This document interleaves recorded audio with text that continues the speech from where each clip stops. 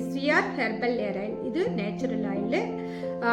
இது பார்த்தீங்கன்னா பாருங்கள், இதில் இருக்கிற தலை வந்து நம்ம ஆயில் தடவி அதில் கிடைச்ச ரிசல்ட்டு தான் சாய்ராம் காமிச்சிட்டு இருக்கேன்.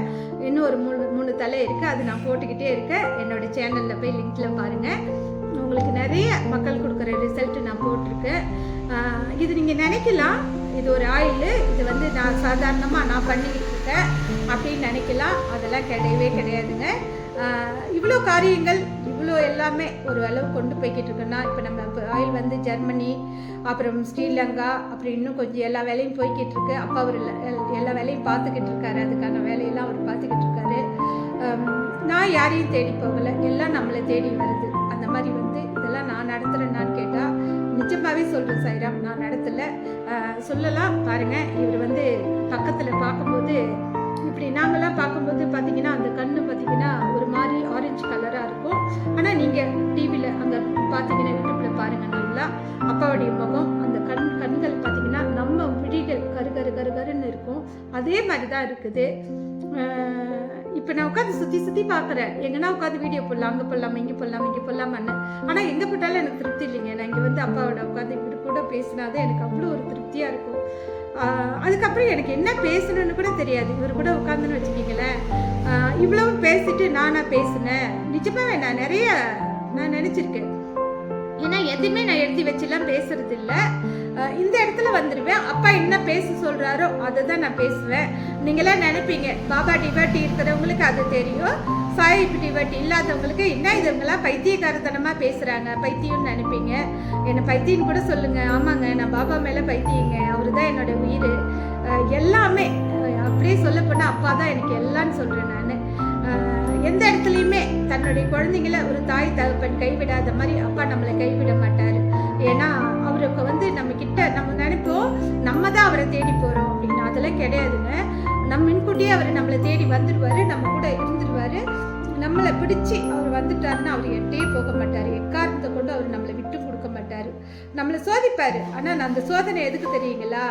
நம்மளை சுற்றி எது நல்லது எது கெட்டது இதெல்லாம் நிறைய புரிதலுக்காக. அந்த சோதனைக்கு அப்புறம் தானே சாதனை நிறைய வரும். அந்த சாதனை கொடுக்கணும்னா நம்ம அந்த சோதனையெல்லாம் தாக்கி தான் ஆகணும். இப்போ சொல்கிறோம், நம்ம ஒரு மிலிட்ரிக்கு போகிறாங்க, போலீஸ்க்கு போகிறாங்க, அப்புறம் நிறைய போகிறாங்க. மிலிட்ரியை விட போலீஸை விட ட்ரைனிங் பலமானது இருக்கானா அதில் எதுவும் கிடையாதுன்னு நான் நினைக்கிறேன். ஏன்னா ட்ரைனிங் எல்லா கவர்மெண்ட் வேலைக்கும் ட்ரைனிங் கொடுக்குறாங்க. ட்ரைனிங் கொடுக்கறதுலையே மிலிட்ரியில் பார்த்துருக்கேன். ஏன்னா ஒரு பொண்ணு பார்த்துருக்கேன், அவள் வந்து ட்ரைனிங் போயிருக்கா, போலீஸ் ட்ரைனிங் போனால் அவளே சாதனையாளர் தான் அந்த பொண்ணு சொல்லுவேன். அந்த பொண்ணு பேர் சிந்து. பார்த்தீங்கன்னா நல்லா படித்தா, ஃபுல்லாக பயங்கரமாக எல்லாருக்கூடையும் சொல்லுவாங்க. ஆண்கள் கூட சேர்ந்துட்டா அந்த பொண்ணு தப்பான பெண்ணுன்னு சொல்லுவாங்க. அப்படிலாம் கிடையாதுங்க. அவளுக்கு பழக்க வழக்கம் ஃபுல்லாகவே எல்லாமே, அவர் காலேஜில் படித்தானா ஃபுல்லாக அவளுக்கு நிறைய ஆண்கள் ஃப்ரெண்டு தான் நிறையா இருக்கும். அவள் ஆம்பளை மாதிரி அவள் அந்த பொண்ணு. கண்டிப்பாக பார்த்தீங்கன்னா அவங்க அப்பா இறந்துட்டாரு, அவங்க அம்மாலாம் இருக்காங்க. நம்ம இப்படி தான் வாழணும்னு நினச்சா அதே மாதிரியே வேலை தேடி போயிட்டா, வேலையில் ஜாயின் பண்ணிட்டா. இப்போ போலீஸாக இருக்கா பிள்ளை, அவள் பேர் சிந்து. இப்போ என் வீடியோலாம் பார்க்குறாளா பார்க்கலையான்றது தெரியாது.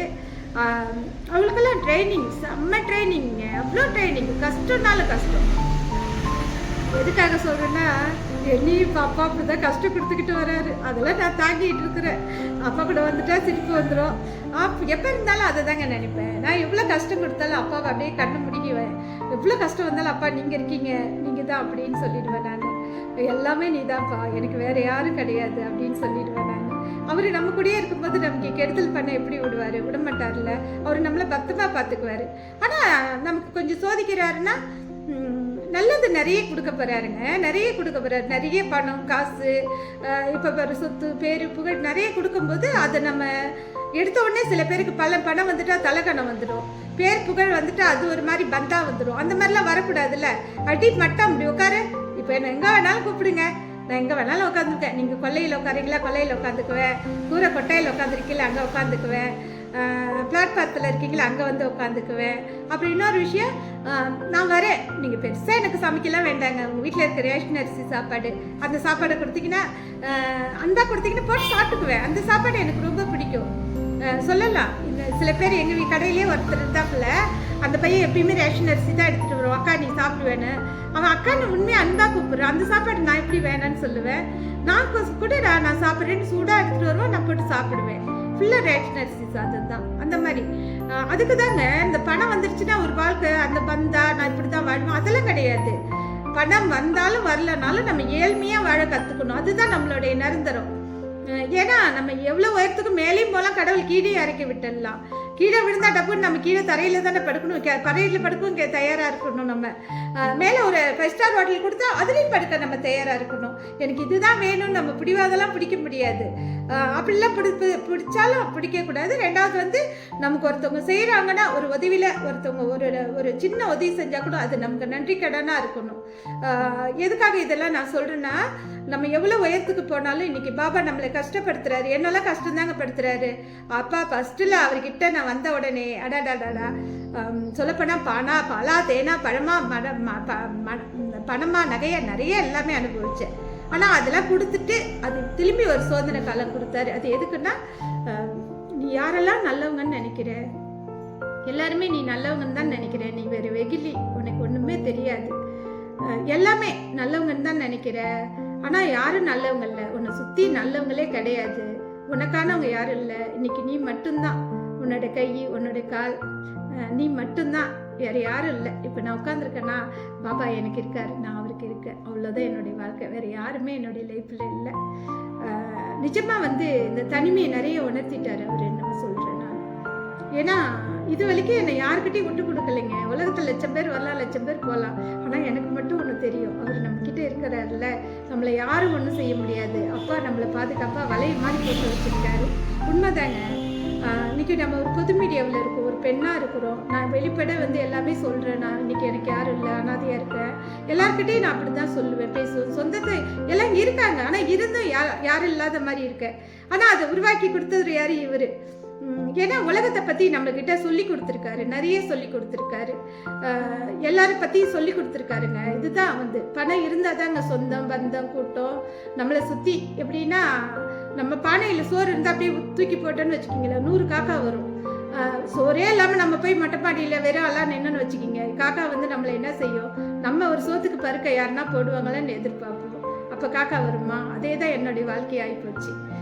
இவங்ககிட்ட இருக்கிறது எல்லாத்தையும் பறிச்சிடுறேன், நீ தனியாக நில்லு, உனக்கு அவங்ககிட்ட யார் வராங்க? யாரும் வரலைங்க, என் பாபா மட்டும்தான் என் கூட இருக்காரு, வேறு யாரும் இல்லைன்னு சொல்லுவேன் நான். எல்லாரும் என்னை விட்டுட்டு போனாலும் என்னுடைய அப்பா மட்டும் என்னையுமே விட்டுட்டு போனதில்லை. நான் கட்டிலில் தூங்குவேன், பக்கத்துலேயே படுத்திருப்பாரு, நல்ல ஒரு ஆள் படுத்திருக்க மாதிரியே தெரியும். இப்பயும் நாங்கள் ஹாலில் படுத்திருக்கோம், ரூமில் யாரோ படுத்திருக்க மாதிரி தான் தெரியும். நான் அப்படியே படுத்திருப்பேன், கடகடன் வந்து பக்கத்தில் யாரோ நிற்கிற மாதிரி தெரியும், குழந்தை ரூபத்தில் வந்து நிற்கிற மாதிரி தெரியும், நல்லா நடப்பார். ஒரு நாள் அங்கே படுத்திருக்கேன், அப்படியே கால் மட்டும் தெரியுதுங்க, கீழே பாதம் தெரியல, மேல் உடம்பு தெரியல, அப்படியே கால் மட்டும் சென்டரில் அப்படியே பக்கத்தில். ஏன்னா பாபா நான் அந்த பக்கம் வச்சு கும்பிட்றேன், அதுக்கு பக்கத்தில் தான் படுத்திருக்கேன். அப்படியே நடந்து போகிறாரு. இதெல்லாம் கனவான்னு கேட்டிங்கன்னா கனவுலாம் கிடையாதுங்க, நிஜத்தில் நடந்தது தான் சொல்கிறேன் நான். ஒரு நாள் இங்கே சத்தம் அங்கே சத்தம் எல்லா சத்தமும் கேட்கும். எனக்கு ஒன்றும் இல்லை, ஏன்னா பாபா தான் நம்ம நடக்கிறாரு, அவர் இருக்காருன்றது எனக்கு நல்லா தெரியும். இதெல்லாம் உண்மையா பொய்யான்னு கேட்பீங்க. நிச்சயத்தில் அவர் உயிரோடு இருக்காரு, இங்கே நம்மகிட்ட நடமாடிக்கிட்டு இருக்காரு, நம்ம என்ன கேட்டாலும் தராரு. ஆனால் எனக்கு தராரா அப்படின்னு கேட்டால் எனக்கு எல்லாமே தர காத்துக்கிட்டு இருக்காரு, நம்மளை உயர்த்திட்டு போகிறாரு. இவ்வளவு நான் செய்கிறேனான்னு கேட்டால் நான் இல்லை, எல்லாமே பாபா தான் செய்கிறாரு. ஏன்னா அவர் இல்லைன்னா இவ்வளவோ என்னால் செய்ய முடியுமான்னு நிச்சயமாகவே முடியவே முடியாது. எல்லா புகழும் இறைவனுக்கே அப்படின்ற மாதிரி எல்லா புகழுமே பாபாவுக்கு தான் நான் அர்ப்பணிக்கிறேன்.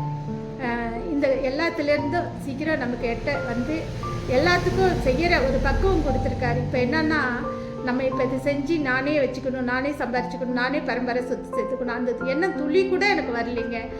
ஃபஸ்ட்டு ஆரம்பித்தேன், ஆனால் அது கடைசி வேலைக்கு எல்லோரும் கொடுக்கணும் நானே நினச்சிட்டேன். ஏன் இப்படி நம்ம நினைக்கிறோம்? என்னை மாற்றிக்கவே முடியல, அதை என்னை மாற்றவே விடலைன்ற நான். அப்போ அவருடைய விருப்பத்துக்கு நம்மளை ஒரு கருவியாக பயன்படுத்திக்கிட்டு இருக்காருன்னு தான் நினைக்கிறேன். ஏன்னா உலகத்துக்கு அவர் கொடுக்கணும்னு நினைக்கிறத வந்து அவர் நேராக கொடுக்க முடியாது, அவர் இப்படி பக்கத்தில் தான் இருப்பார், நம்மளை ஒரு கருவியாக பயன்படுத்துவார். இது செய், இதை கொடு, இது பார்த்துக்கோ, இது செய்ய அப்படின்வாரு. அதே மாதிரி தான் இன்னும் நானும் சொல்கிறேன், இந்த ஒரு எண்ணங்க சொல்லுவோம் சாதாரணமாக எல்லாரும் காய்ச்சிற ஒரு எண்ணெய் தான் நானும் காய்ச்சிறேன். இது ஒன்றும் பெரிய விஷயம்லாம் கிடையாது, எல்லாரும் காய்ச்சிற ஆயில் தான் நாங்கள் காய்ச்சிறேன். ஆனால் ஒரு ஆயிலில் பாருங்களேன், என்ன ஒரு ஆச்சரியம் பாருங்க, ஒருத்தர் வந்து ஒரு கார் வாங்குற அளவுக்கு காசு செலவு பண்ணியிருக்காரு. ஆனால் வந்து இந்த எண்ணெய் மேலே அவருக்கு நம்பிக்கையே இல்லை. அவர் என்ன கேட்டார், நானும் கொடுக்குறேன், எல்லாருக்கிட்டையும் வாங்கிட்டேன், நீங்களும் கொடுங்க பார்த்துக்கலான்னு சொல்லிட்டு ஒரு பாட்டில் கேட்டார். நம்ம ஆயிலுக்காகவே மொட்டை அடிச்சிருக்காரு, தடவி இருக்காரு. 21 நாள்லேயே அவருக்கு முடி வளர்ந்துடுச்சிங்க. அவர் சின்ன வயசு, 33 வயசு தான். ஸ்ரீலங்காவில் ஒரு எண்ணெய் வாங்கியிருக்காரு. அவருக்கு வயசு கொஞ்சம் கூட, ஆனால் அவருக்கும் கொஞ்சம் சொட்டை தான். ஆனால் முடி வளருது. எப்படி வருது? கருமையாக வளருது. இன்னும் ஒரு ஆச்சரியம், மிராக்கல் பார்த்தீங்களா? இதெல்லாம் மக்களே, இதில் யார் நம்புவீங்கன்னா சாய் டிவைட்டி நம்புவீங்க. மற்றவங்களுக்கு கேட்குறாங்க, பாபா சாமி இல்லை, மனுஷால். ஆமாங்க, மனுஷால் தாங்க. அவர் ஒரு ஆத்மா, நம்ம அப்பா, நம்ம முன்னோர்கள் நம்மளை காப்பாற்றுற மாதிரி அவர் ஒரு குரு, அவர் ஒரு சித்தர், அவர் ஒரு கடவுளுக்கு மேலேன்னு சொல்லலாம். கடவுள் கீழே இல்லை, கடவுளுக்கு மேலே ஒரு ஆத்மா. நிறைய இவரே நம்மக்கிட்ட எல்லாருக்கிட்டையும் வாங்கி நம்மளை காப்பாற்ற பிறந்தவர் பாபான்னு சொல்லுவேன் நான். ஏன்னா இன்னும் சொல்லப்போனால் நான் பாபாவை எந்த ஒரு சாய் சத்திரமோ எதுவுமே நான் படித்தது இல்லைங்க. நான் வந்தேன், அப்பாவை பற்றிக்கிட்டேன், அப்பாவை பற்றி பேசிக்கிட்டு இருக்கேன். அதெல்லாம் உண்மையாக பொய்யான்னு எனக்கு தெரியாது. என் வாழ்க்கையில் நடக்கிற உண்மைகள் நான் உங்ககிட்ட சொல்லிக்கிட்டு வரேன். நிறைய நிகழ்வு இருக்குங்க, நம்ம சேனலில் போய் பாருங்கள். நிறைய அற்புதங்கள்லாம் இருக்குது. அதை தாண்டி பார்த்தீங்கன்னா கை வலி போகுது, கால் வலி போகுது. எங்கள் குழந்தைக்கே பார்த்தீங்கன்னா சொரியாஸ் மாதிரி ஒரு தீராத நோய் பிள்ளைக்கு இருந்தது. அப்படியே சொரிஞ்சானா ரத்தம் இவ்வளோ பெரிய குடிங்க.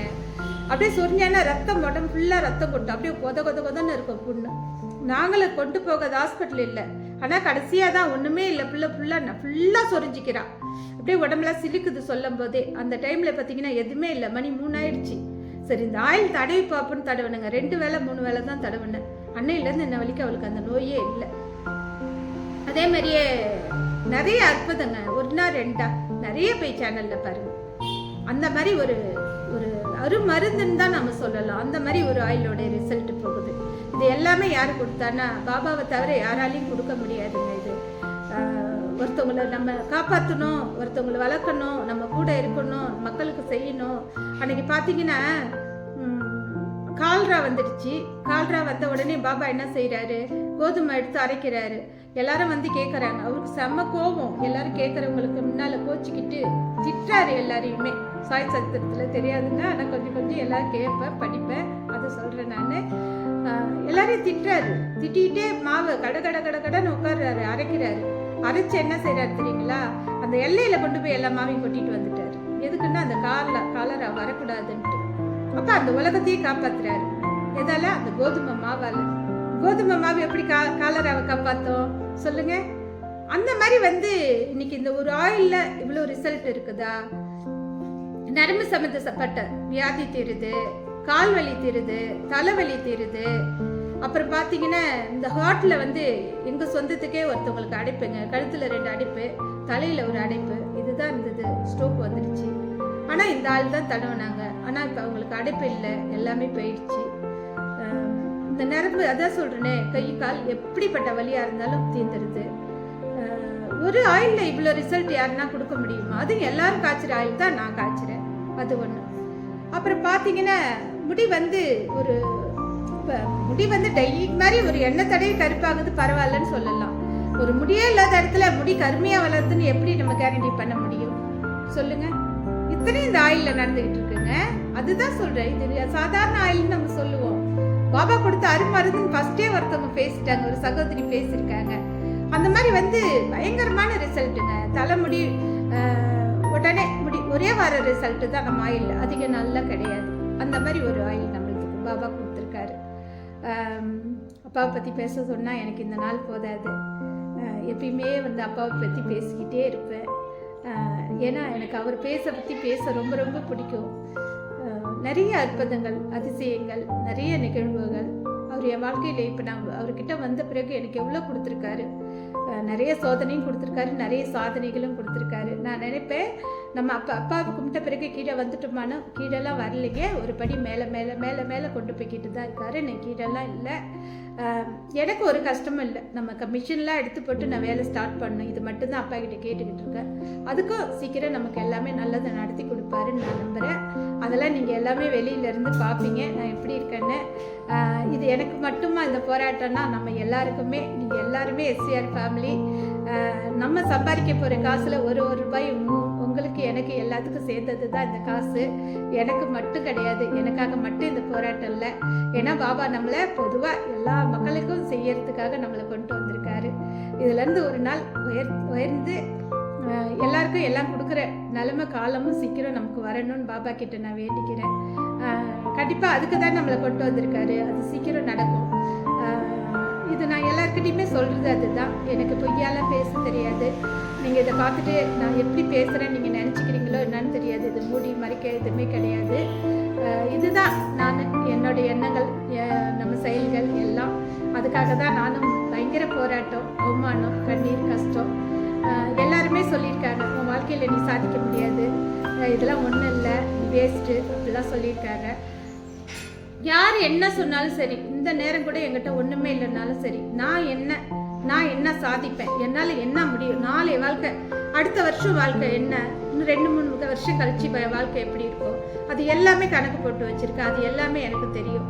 நான் யாருன்னு எனக்கு தெரியும். நம்ம யாருக்கிட்டையும் போய் நான் இப்படி தான் நான் செய்வேன், சாதிப்பேன் அப்படின்றத விட நான் அவங்கக்கிட்ட நான் சொல்லிக்கிட்டே எல்லாம் இருக்க மாட்டேன். ஆனால் நான் சொல்லுவேன், எனக்கு சொல்லுவேன், நான் என்ன சொல்லிக்குவேன், நான் கண்டிப்பாக ஜெயிப்பேன் அப்போ சொல்லுவேன். 100 இல்லைங்க, 110 ஜெயிப்பேன்னு சொல்லுவேன் நான். கண்டிப்பாக அதே தாங்க.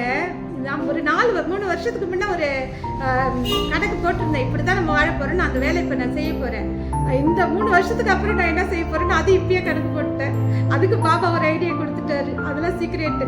ஆமாம், நம்ம இப்போ வேலை தொடங்கின உடனே அடுத்த ஒரு ஐடியா ஒன்று வச்சுருக்கிறேன். அது பர்சனல், எங்களுக்கு தேவையானதுக்கு நான் ஒன்று வச்சுருக்கிறேன். அதுக்கு ஒரு ஐடியா கொடுத்துருக்காரு பாருங்களேன். எனக்கு சிரிப்பாக வருது. எப்படி தான் இதெல்லாம் யோசிக்கிறேன், எப்படி யோசிக்க வைக்கிறாரு அப்படின்றதுல எனக்கு தெரியல. அந்த மாதிரி ஒரு கணக்கு போட்டு வச்சுருக்கேன் நான். அதுதான் நம்ம சீரடி சாய்பாபான்றது. எனக்கு மட்டும் தராரா, உங்களுக்கெல்லாம் தரமாட்டாரான்னா எல்லாரும் கேளுங்க. எல்லாருக்கும் அன்பாக கொடுக்க காத்துக்கிட்டு இருக்காரு அப்பா.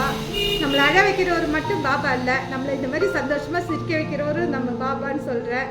கூடிய சீக்கிரம் வேலையெல்லாம் ஆரம்பிச்சுட்டுன்னா இந்த சிரிப்பை நிரந்தரமாக பார்ப்பீங்க. சிரிச்சுக்கிட்டே இருப்பேன் நான் எப்பயுமே. இதே மாதிரி சிரிப்பு உங்கள் வீட்லேயும் இருக்குங்க. உங்கள் குழந்தைங்க, பிள்ளை, குட்டி, உங்கள் ஃபேமிலி யாரெல்லாம் இந்த வீடியோ பார்க்குறீங்களோ, என்ன வருத்தத்தில் இருக்கீங்களோ, என்ன மன கஷ்டத்தில் இருக்கீங்களோ தெரியாது, எல்லாமே பாபாவை கூப்பிடுங்க. கண்டிப்பாக அவருக்கு நீங்கள் எதுவுமே செய்ய வேண்டாம். ஒரே ஒரு கிளாஸ் தண்ணி வச்சு அவருக்கு ஒரு பிஸ்கெட் வச்சு விளக்கு ஏற்றி வைங்க. இன்னும் ஒரு வீடியோலாம் இருக்குது, நிறைய வீடியோ இருக்குது, நான் அப்புறம் பேசுகிறேன். விளக்கேற்றி வைங்க. பாபா உங்க கூடயே குடி கொண்டுடுவார்.